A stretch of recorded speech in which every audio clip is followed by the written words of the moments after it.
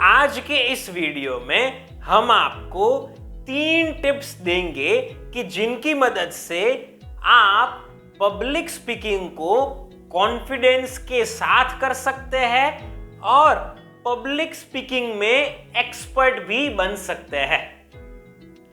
हमारी ये तीनों टिप्स हम आपको प्रॉमिस कर रहे हैं कि बहुत ही हेल्पफुल होगी। सबसे पहले टिप, आप पब्लिक स्पीकिंग सबसे पहले बेसिक लेवल की ऑडियंस के सामने कीजिए, उसके बाद डिफिकल्ट ऑडियंस के सामने कीजिए।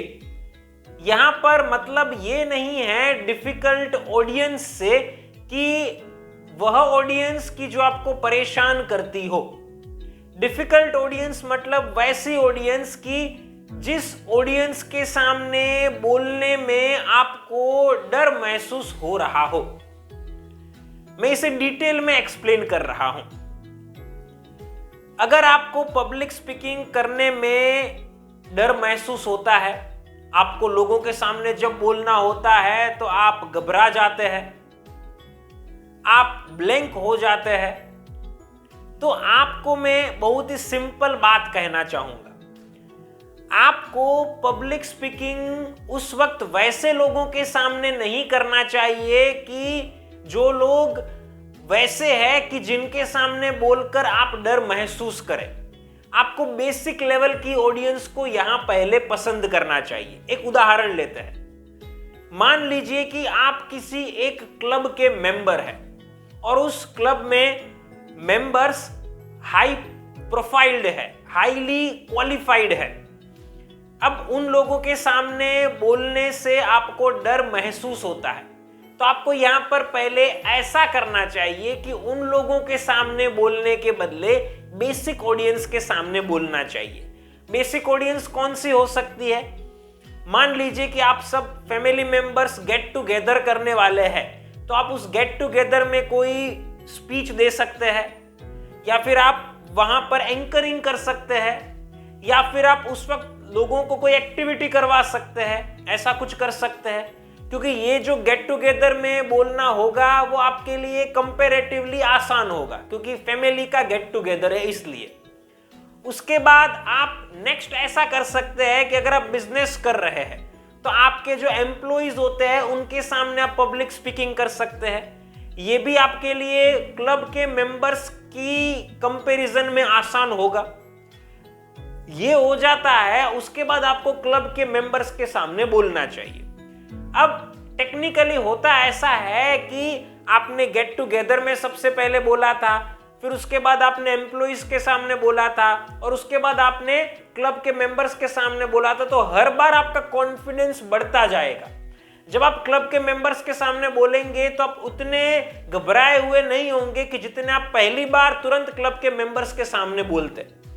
तो ये अलग अलग पब्लिक स्पीकिंग के कारण आपका कॉन्फिडेंस बढ़ चुका होगा, क्योंकि आपने अलग अलग लेवल की ऑडियंस के सामने बोला हुआ था, और उसके कारण आप क्लब के मेंबर्स के सामने अच्छे तरीके से बोल पाएंगे। तो मेरा सिंपली कहना आप लोगों को यह है कि अगर आप कॉन्फिडेंस के साथ स्पीच नहीं दे पाते हैं तो आप तुरंत ही उस ऑडियंस के सामने मत बोलिए कि जिस ऑडियंस के सामने बोलने से आपको डर महसूस होता है।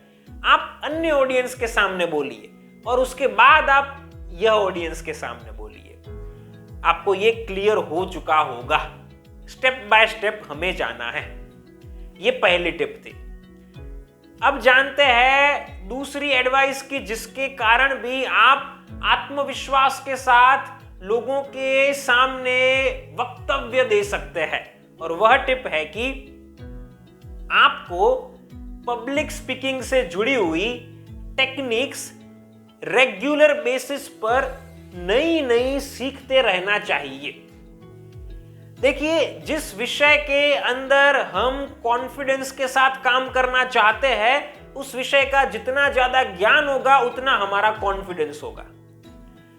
अगर हम बहुत कुछ जानते होंगे तो हम उस पर्टिकुलर काम को अच्छे तरीके से कर पाएंगे, आत्मविश्वास के साथ कर पाएंगे।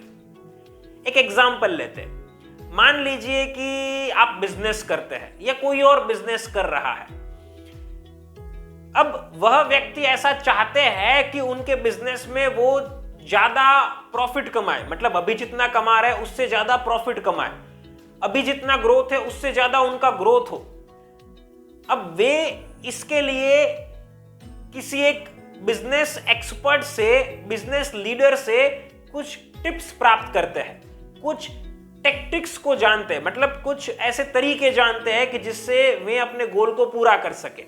तो अब जैसे ही उन्होंने वे तरीके जाने तो उनका कॉन्फिडेंस बढ़ जाएगा, क्योंकि उनको ऐसा फील होगा कि ये तरीके मुझे हेल्प कर सकते हैं ज्यादा प्रॉफिट कमाने के लिए, ज्यादा ग्रोथ हासिल करने के लिए। सिमिलरली आपको भी पब्लिक स्पीकिंग में आत्मविश्वास प्राप्त करने के लिए नई नई चीजों को निरंतर सीखना पड़ेगा।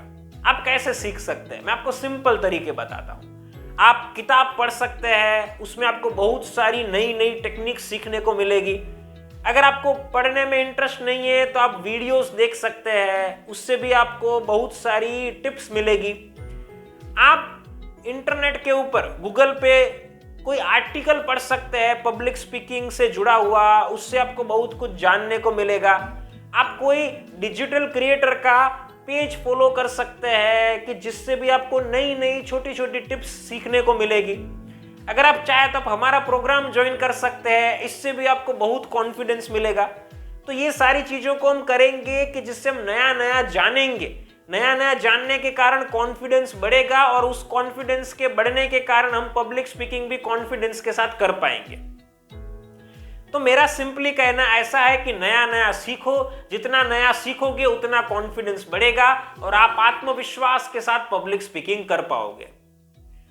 आगे बढ़ते हैं और इस वीडियो की तीसरी और आखिरी टिप के बारे में जानते हैं कि जिससे भी आप कॉन्फिडेंस के साथ पब्लिक स्पीकिंग कर पाएंगे और पब्लिक स्पीकिंग में एक्सपर्ट भी बन पाएंगे। और वह है कि कोई भी टेक्निक आप सीखते हैं तो उसमें एक्सपर्टीज प्राप्त करने के लिए आप धीरे धीरे उस टेक्निक का इस्तेमाल कीजिए और धीरे धीरे बोलिए। आपको लगेगा कि मैं ये क्या कह रहा हूं, बहुत ही अच्छे से सुनिएगा, मेरे पर्सनल एक्सपीरियंस के ऊपर से कह रहा हूं। देखो, अगर आप किसी भी नई चीज को सीखते हो तो उसको आदत में लाने का आपका गोल होता है।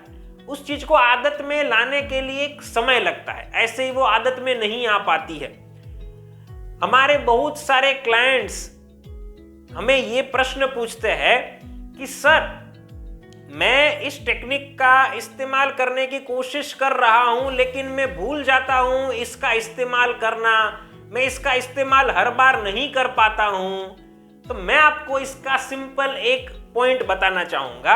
अगर आप किसी भी चीज को अपनी हैबिट में लाना चाहते हो तो आपको शुरुआत में उस चीज को धीरे धीरे करना पड़ेगा, स्लो पेस के साथ करना पड़ेगा, ताकि आप उसको धीरे धीरे हैबिट के अंदर ला सको। एक एग्जांपल लेते हैं। मान लो एक चाइल्ड है कि जो चाइल्ड अभी तक 4 व्हील वाली साइकिल चला रहे थे, मतलब बाइसिकल थी लेकिन उसमें साइड व्हील्स थे। अब उनको बिना साइड व्हील साइकिल को चलाना सीखना है, तो अब दोनों साइड व्हील को निकाल दिया जाता है और अब सिर्फ 2 टायर होते हैं, 2 व्हील होते हैं और उसमें बच्चा साइकिल चला रहा है। शुरुआत में गिरेगा, बहुत बार गिरेगा, लेकिन वो बच्चा धीरे धीरे 2 व्हील के साथ साइकिल चलाने की कोशिश करेगा, धीरे धीरे 2 व्हील के साथ साइकिल चलाने की कोशिश करेगा। 1 महीने के बाद वो 2 व्हील में अच्छी स्पीड में साइकिल चला पाएगा। लेकिन आप जरा सोचिए, वो 2 व्हील में साइकिल चलाना क्या उसके लिए पहले दिन, दूसरे दिन, तीसरे दिन, इवन 7वें दिन भी पॉसिबल था? नहीं था। उस बच्चे को टाइम लगा, वो धीरे धीरे 2 व्हील में साइकिल को चलाने की कोशिश कर रहा था। उसी प्रकार से आप कोई भी टेक्निक के अंदर एक्सपर्टीज हासिल करना चाहते हैं, पब्लिक स्पीकिंग के अंदर मास्टरी प्राप्त करना चाहते हैं, तो सभी टेक्निक को धीरे धीरे इंप्लीमेंट करनी पड़ेगी। अगर आप चेहरे पर स्माइल चाहते हैं, जैसे अभी मेरे चेहरे पर स्माइल है, ये कोई स्माइल मेरी पहले दिन से नहीं आई है या फिर पहले हफ्ते से नहीं आई है। इसको लाने के लिए मुझे बहुत ही प्रयास करने पड़े थे, मेहनत करनी पड़ी थी, हर बार मेहनत करनी पड़ी थी। तो इसी तरह से मैं आपको कहना चाहता हूं कि अगर आप स्माइल लाना चाहते, हर रोज स्माइल करने की कोशिश कीजिए, हर पल हंसने का प्रयास कीजिए। इस चीज को करने के लिए आपको स्पीड स्लो रखनी पड़ेगी। आप बोल उस पेस में नहीं सकते कि जिस पेस में रेगुलरली बोलते। आपको पेस स्लो करनी पड़ेगी। पेस स्लो करेंगे तो याद आ पाएगा तो इंप्लीमेंट कर पाएंगे तो हैबिट बन पाएगी। सिमिलरली आपको आई कांटेक्ट बनाना है, आपको हैंड मूवमेंट करनी है, आपको बोलने में पिच का इस्तेमाल करना है, कोई भी टेक्निक का इस्तेमाल करना है, आपको अपनी पेस स्लो करनी पड़ेगी, तभी आप उस चीज को हैबिट में ला पाएंगे। यह आपको याद रखना है। पब्लिक स्पीकिंग के अंदर एक्सपर्ट बनना है तो पेस स्लो कर दीजिए। टेक्निक्स को इंप्लीमेंट करते समय धीरे धीरे हैबिट बन जाएगी।